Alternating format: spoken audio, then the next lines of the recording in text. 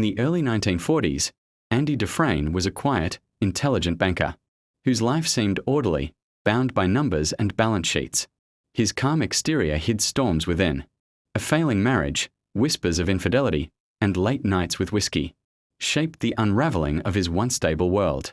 One tragic night, fueled by anger and alcohol, Andy drove with a gun in his car. Fate, however, scripted another hand. His wife and her lover were murdered. The court saw motive, opportunity, and silence. Andy's calmness was mistaken for coldness. The jury condemned him swiftly to 2 life sentences in Shawshank prison. Shawshank loomed like a fortress of despair. Its grey stone walls swallowed hope, welcoming Andy into a world of cruelty, corruption, and forgotten men. The first nights broke many men. But Andy was different. He endured silently, his eyes fixed somewhere far beyond those cold, damp walls. He soon met Ellis Boyd Red Redding, the man who could get things. Their bond began with a simple request: Rita Hayworth, on a poster. Through small acts of kindness and resilience, Andy won respect.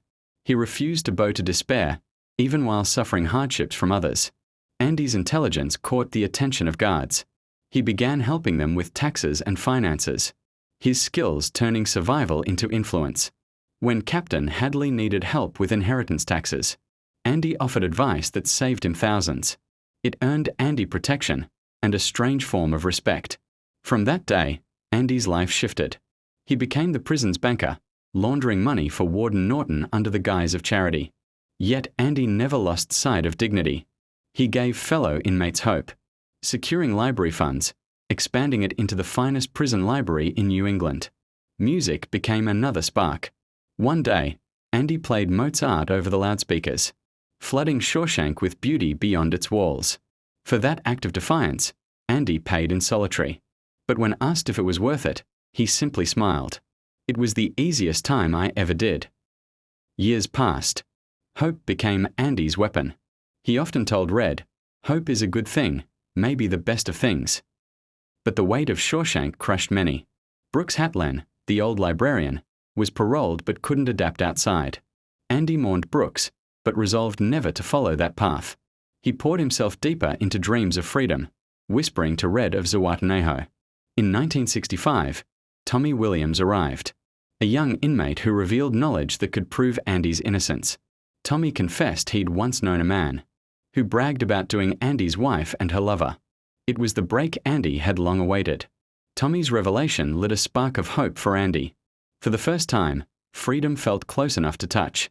His heart stirred with quiet possibility. Andy shared his story with the warden, trusting that justice might finally prevail. But the warden's cold eyes revealed no interest in truth. Andy withdrew, spending long days alone. Yet he never surrendered to despair. His mind remained active, carefully planning, quietly preparing. Red noticed Andy's changing focus. His words grew more deliberate, his gaze more distant, as if he were already walking another road. One evening, Andy spoke of dreams once more. He told Red about a place on the Pacific, Zihuatanejo, where the world felt endless and free. He described a boat he might fix, the warm ocean air, and the sound of gulls overhead. Red listened, torn between belief and doubt. Andy asked Red to remember one thing: a hidden place beneath a tree in Buxton, where secrets and promises waited. Red grew worried. Andy's words sounded like farewells, heavy with finality, as though he might vanish from Shawshank forever. That night, Andy disappeared from his cell. Morning light revealed only emptiness behind the iron bars and a torn poster on the wall. Whispers spread quickly through Shawshank. Andy was gone, leaving behind nothing but mystery and questions that echoed in every corner of the prison. For Red, the truth unfolded slowly. Andy had been digging for nearly 20 years, a tunnel hidden carefully behind his posters. Night after night, he had carried handfuls of stone into the yard, releasing them unnoticed into the dust of Shawshank. Beyond the prison's walls, Andy stepped into the rain, breathing the first pure taste of freedom in decades. He walked into a new life under a carefully crafted identity, one built from years of planning and meticulous record-keeping. In banks across New England, accounts emptied. The warden's false charities dissolved, their riches quietly claimed by Andy's clever design. The prison walls no longer confined Andy. Instead, they crumbled in the shadow of his quiet brilliance and steadfast patience. For Red, life moved on. Yet Shawshank without Andy felt emptier, as though its very stones missed the man who had outwitted them. Time wore on, and finally Red was granted parole. The world outside was strange, wide, and overwhelming. He remembered Brooks, who could not adjust to life beyond Shawshank. Red feared he might follow that same lonely path. Yet Andy's words returned, "Hope is a good thing." They echoed inside Red, soft and steady, urging him forward. Clinging to hope, Red followed Andy's instructions. He travelled to Buxton, walking through fields until he found the great oak tree. Beneath the roots, hidden under a stone, he discovered a small box. Inside lay a letter and a promise. Andy's words were gentle but certain. "If you've come this far, maybe you'll come a little further." Red felt a weight lift. The path ahead was no longer uncertain. Andy was waiting, far beyond the horizon. He boarded a bus heading south, the miles slipping away as hope replaced fear. For the first time, Red dreamed freely. Not of grey walls or iron bars, but of ocean waves and open skies. Each mile carried him closer to friendship, freedom, and a second chance. The long road finally led toward the Pacific. Red crossed into Mexico, the air warmer, the colors brighter, each step brimming with new life.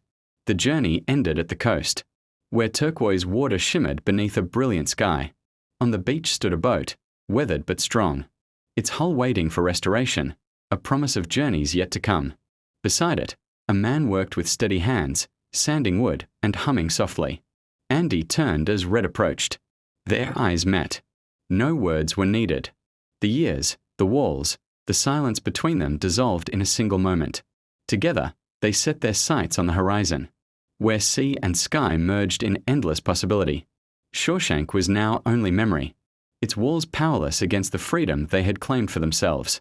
Andy's patience and Red's resilience had forged not just survival, but renewal. A story of hope rising from despair.